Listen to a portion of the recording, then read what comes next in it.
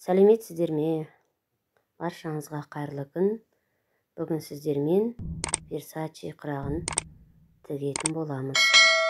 Ол үшін бізге линейка, қалам және шыт мата және екі түрлі мата қажет. Шыт матаны 15-15 размер қылып дайындап алдым. Енді соны құрағымыз түзу шығу үшін дәл ортасынан қарама-қарсы уақытта 2 рет сызып өтеміз.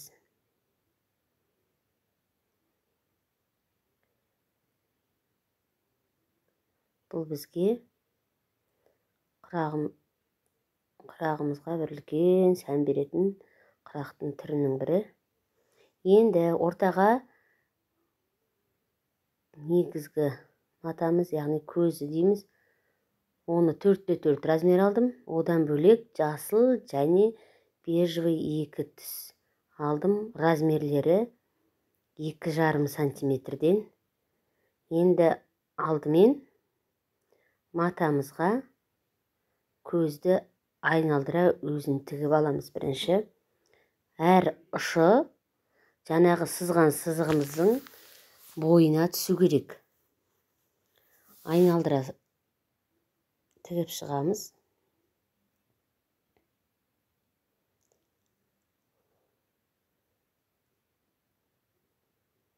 Енді келесі матамыз, яғни ортасымыз беж цветті, енді жасылдан аламыз. Матаның түгін міндетті түрде ескеріңіздер, төмен қарап тұрсын.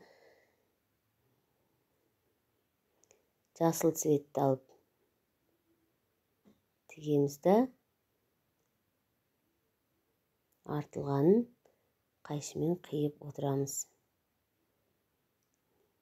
Келесін тура осы жасылды әрі қарай екінші рет екінші жағына тігіп шығамыз.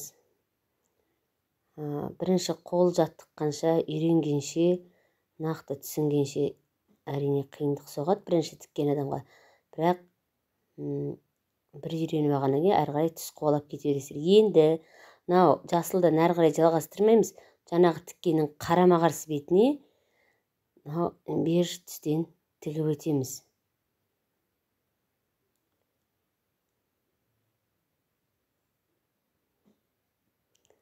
Матаның түгін қолмен сипау арқылы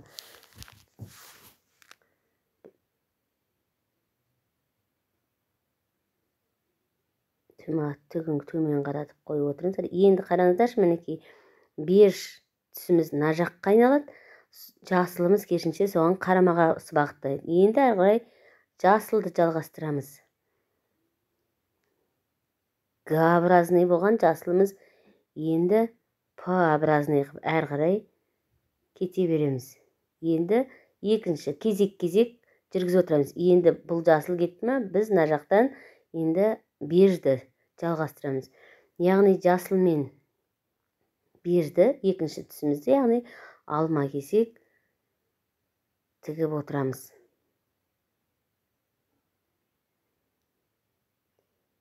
Енді жасыл айналып келе жатырмын. Қарама-қарсы бағытқа қарай жүреді ғой, біріне бірі.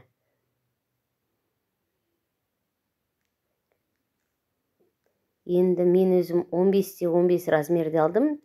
Ал негізінен өздеріңізге керегінше, яғни қалауларыңызша одан да үлкен немесе кіші қылуға болады.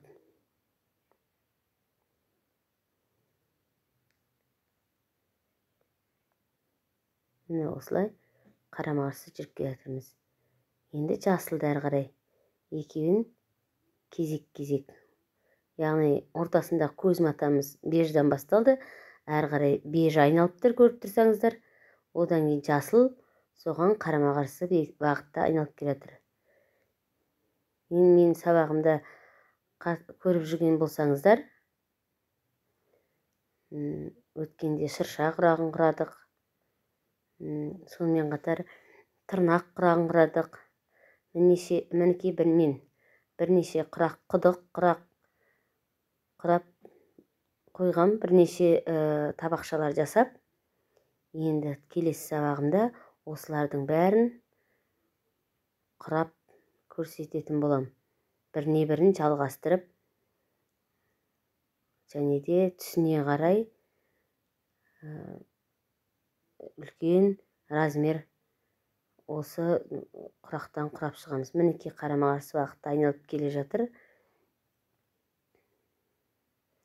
Енді маған 2,5 сантиметрден, яғни 15-те табақшама 15 табақшам шығу үшін мына 4 жағынан 4 қатардан жүріп отырам. Яғни 4 жағда 4 қатардан болған кезде мен құрағымды сонымен тоқтатып жан жағын айналып шығам.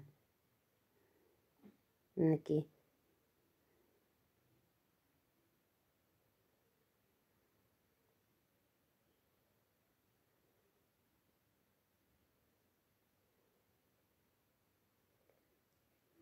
Өте әдемі, және де бір бастағаннан кейін, әр қарай түсініп алғаннан кейін қиындығы да жоқ.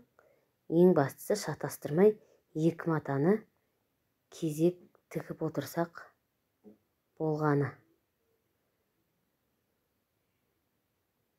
Енді негізінен астындағы матаны мен өзім үйге тігіп атқан көрпем болғаннан кейін үйдегі шыт матаны ала бердім. Ал енді арнайы қыз жасауға болса өз матадан тігу керек. Енді үй жағдайында үйге күнделікті көрпелерге үйдегі шыт маталар жарайды. Яғни ескірген төсек орындардан қалған маталар жарап жатыр. Ең бастысы қалың болмау керек. Ол қалың болғаннан кейін, және де мына матовый велюрдан қаншама тіге келе, ол өте ауыр болып кетеді. Сондықтан да жұқа қылып алу керек. Міне бірнеше қатар 4-4-тен жүріп шықтым. Енді матама құрағымның жан жағын айналдыра, жаңағы астындағы шыт матама айналдыра өзін тігіп шығам. Тігіп шығып артық жіптерінен тазалаймын да, шыттың артылған жері қиып алып тастаймын.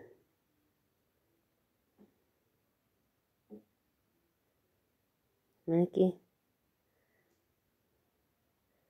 Versace құрағын құрап шықтық. Маған каналыма тіркеліп, лайк басып, комментарий жазып отырыңыздар. Келесі сабақта жүздескенше.